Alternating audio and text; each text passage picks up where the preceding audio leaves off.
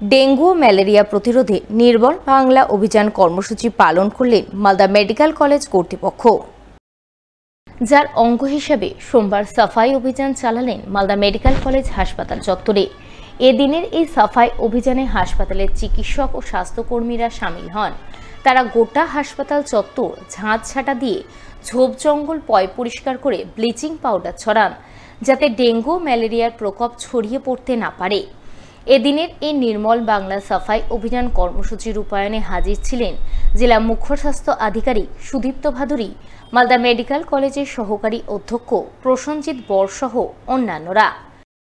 আজকে একটু ক্লিননেস অভিযান চলছে, মেডিকেল কলেজ থেকে পরিষ্কার করার জন্য আজকে একটা অভিযান চলছে। এখন পরিষ্কার পরিচ্ছন্ন থাকে, ডেঙ্গু ম্যালেরিয়া এগুলো যাতে কম হবে তার জন্য। জেলা এখন মানে ডেঙ্গু মেডিকেল কলেজে ভর্তি আছে? এই মুহূর্তে ভর্তি নাই, তবে ডেঙ্গু তো প্রায়ই হয়, যার জন্য আমরা সচেতনমূলকভাবে তৈরি করছি যাতে হসপিটাল পরিষ্কার থাকে। মানুষকে বার্তা দিতে হবে এই যে যেটা নিজের বাড়ির কাছে পরিষ্কার রাখতে হবে, নোংরা জল জমতে দিলে হবে না, বাড়ির চারদিকে যেখানে নোংরা যায় সেগুলোকে রেগুলার বেসিসে পরিষ্কার করতে হবে। এই প্রসঙ্গে জেলা মুখ্য স্বাস্থ্য আধিকারিক সুদীপ্ত ভাদুরী জানান, রাজ্যে বর্ষা প্রবেশ করেছে আর কিছুদিনের মধ্যেই বর্ষার বৃষ্টি শুরু হবে। এই মৌসুমে ডেঙ্গু প্রকোপ দেখা যায়, তাই এবছর রাজ্য সরকারের নির্দেশে তারা আগাম ডেঙ্গু প্রতিরোধে তৎপর হয়ে উঠেছেন। সেই তৎপরতার অঙ্গ হিসেবেই আজ মালদা মেডিকেল কলেজ হাসপাতালে সাফাই অভিযান চালানো হলো। উদ্দেশ্য একটাই, ডেঙ্গু প্রতিরোধ করা। বর্ষা শুরু হয়ে যাচ্ছে এবং আর কিছুদিনের মধ্যে এটা নিশ্চিত যে পশ্চিমবঙ্গে বর্ষা নেমে যাবে। তো বর্ষায় পশ্চিমবঙ্গে যে রোগটার জন্য আমরা সবসময় চিন্তিত থাকি সেটা হচ্ছে ডেঙ্গু রোগ। মাননীয় মুখ্যমন্ত্রী, মাননীয় মুখ্য সচিব রিসেন্টলি 2টি ভিসি করে আমাদের রাজ্যে যাতে আমরা খুব দ্রুত এবং রোগটা বাড়ার আগে এই ডেঙ্গু রোগের জন্য যে ব্যবস্থাগুলো নেওয়া সেইগুলোকে আমাদের একদম অত্যন্ত গুরুত্ব দিয়ে রাজ্য স্তরে, জেলা স্তরে, গ্রাম স্তরে সব জায়গায় আমাদের ইমপ্লিমেন্ট করতে নির্দেশ দিয়েছেন।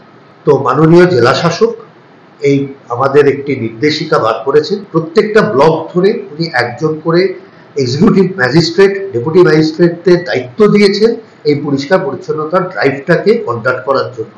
তো আজকে মালদা মেডিকেল কলেজ চত্বরে পরিষ্কার পরিচ্ছন্নতা করার দিন ছিল।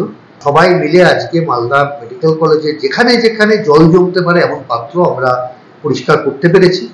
সকাল থেকে আমরা এতক্ষণ ধরে কাজটা করেছি এবং আশা করা যায় যে এই প্রোগ্রামটা মাননীয় জেলা শাসক যে প্রোগ্রামটা শুরু করেছেন, অর্ডার করেছেন, সেই প্রোগ্রামটা আমরা সবকটা জায়গাতে আমরা সাকসেসফুলি করতে পারবো এবং এবারে আমরা ডেঙ্গুর বিরুদ্ধে মালদাবাসীকে অনেকটা প্রতিরোধ জায়গায় যেতে পারবো। পশ্চিমবঙ্গের মধ্যে সেরা তাইকোন্ডো প্রশিক্ষকের মর্যাদা পেলেন মালদার এক যুবক।